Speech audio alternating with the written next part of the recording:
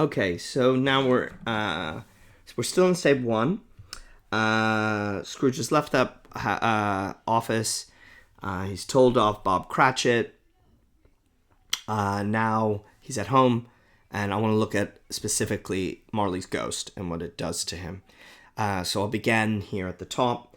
It is Marley's ghost, and he's got this long pigtail, his usual waistcoat, tights and boots, the tassels. All of this is a wonderful description of this this ghostly figure. But the thing I'm really interested in is the chain. The chain he drew was clasped upon the middle, long, wound about him like a tail. It's part of him, like a tail.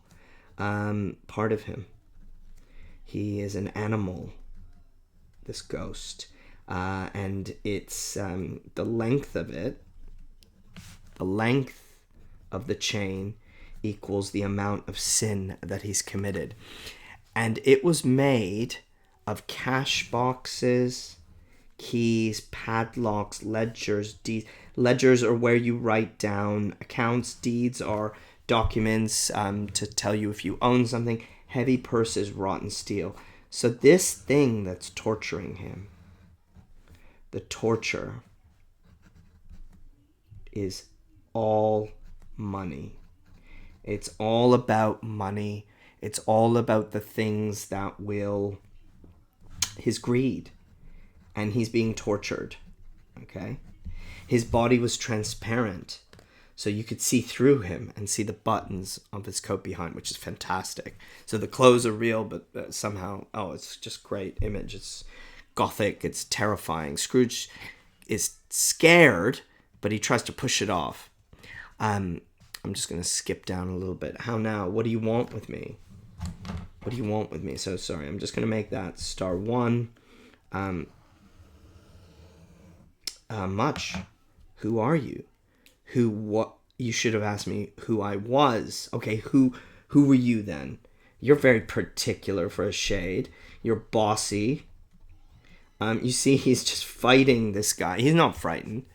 In life, I was your partner, Jacob Marley. Can you sit down? I can. Do it then. Okay.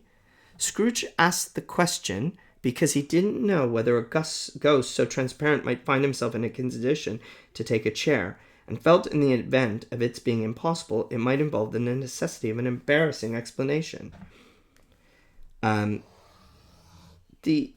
Scrooge here is as grumpy and fighting in a fighting mood as he is at any other time. He doesn't seem spooked.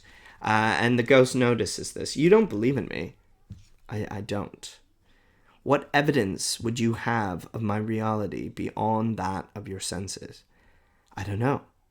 Why do you doubt your senses? Because a little thing can affect them. So he says maybe a crumb of cheese or an undone potato. He basically thinks he's having food poisoning. That's how he explains it, and he tells a joke. There's more of gravy than of grave about you. His joke. Gravy rather than grave. Okay, so this kind of punning joke is a way to say that you're more likely to be something I've eaten rather than something to do with the dead. Scrooge was not much in the habit of cracking jokes, nor did he feel in his heart by any means waggish then. The truth is that he tried to be smart as a means of distracting his own attention and keeping down his terror, for the spectre's voice disturbed the very marrow of his bones. So really the whole passage is here, which is he is terrified. The marrow, the inside of his bones.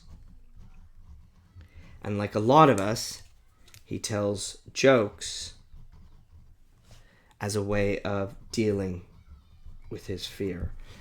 Because he's so terrified, he doesn't know what to do, so he starts telling these jokes. So again, this is an interesting section to look at for an imagery of Marley's sins for Scrooge's first response to the ghost and the way he's dealing with his actual terror.